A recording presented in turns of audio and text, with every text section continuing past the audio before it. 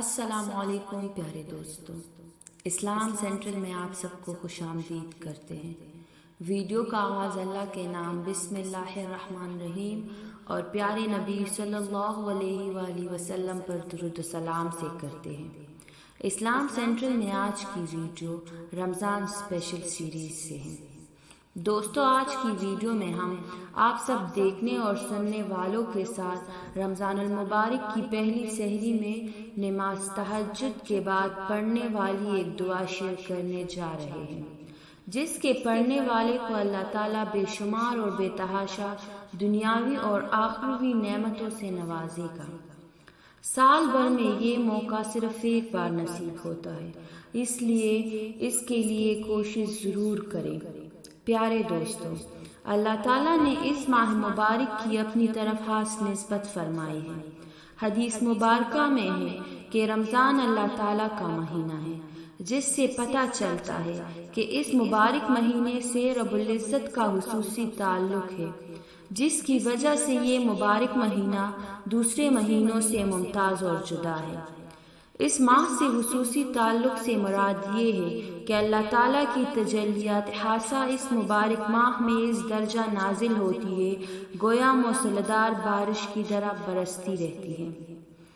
حدیث مبارک میں ہے کہ رمضان ایسا مہینہ ہے کہ اس کے اول حصے میں اللہ تعالیٰ کی رحمت برستی ہے، جس کی وجہ سے انوار اور اسرار کے ظاہر ہونے کی قابلیت پیدا ہو کر گناہوں کے ظلمات اور معصیتیں نکلنا میسر ہوتا ہے، اور اس مبارک ماہ کا درمیانی حصہ گناہوں کی مغفرت کا سبب ہے، اور اس ماہ کے آخری حصے میں دوزخ کی آگ سے آزادی حاصل ہوتی ہے۔ سبحان اللہ۔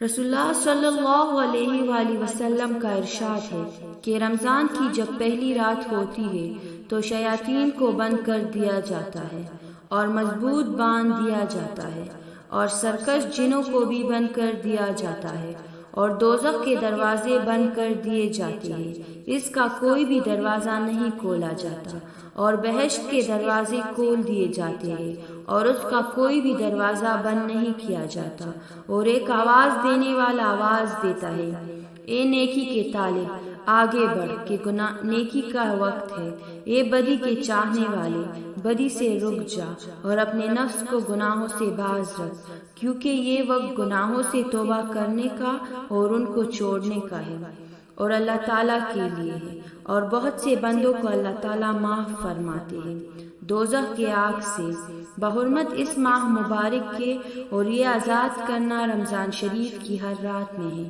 شب قدر کے ساتھ محسوس نہیں ہے۔ یہ پیارے دوستوں، رمضان المبارک کی فضیلت کا اندازہ آپ اس بات سے لگا سکتے ہیں کہ اس بابرکت مہینے میں نفل کام کا اجر فرض کے برابر اور فرض کام کا اجر 70 فرضوں کے برابر عطا کیا جاتا ہے۔ پیارے دوستو، اسی طرح نماز تہجد کی فضیلت کا بھی ہم بخوبی علم رکھتے ہیں۔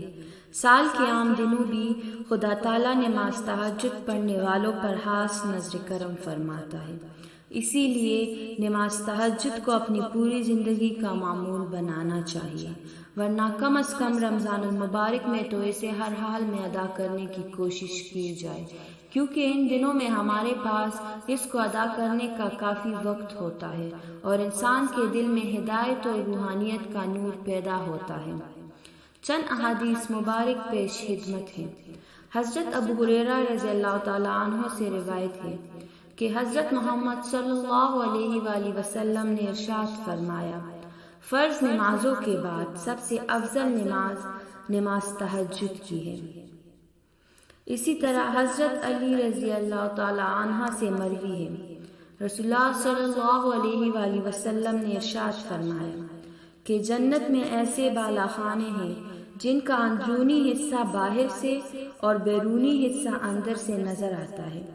تو ایک اعرابی کھڑا ہوا اور عرض کرنے لگا، اے اللہ کے رسول، یہ بالاخانے کن لوگوں کے لیے ہوں گے؟ تو آپ صلی اللہ علیہ وآلہ وسلم نے فرمایا، اس کے لیے جو اچھا کلام کرے، مسکینوں کو کھانا کھلائے، ہمیشہ روزے رکھے اور رات کو نماز پڑھیں جب دوسرے لوگ سو رہے ہوں، مطلب نماز تہجد۔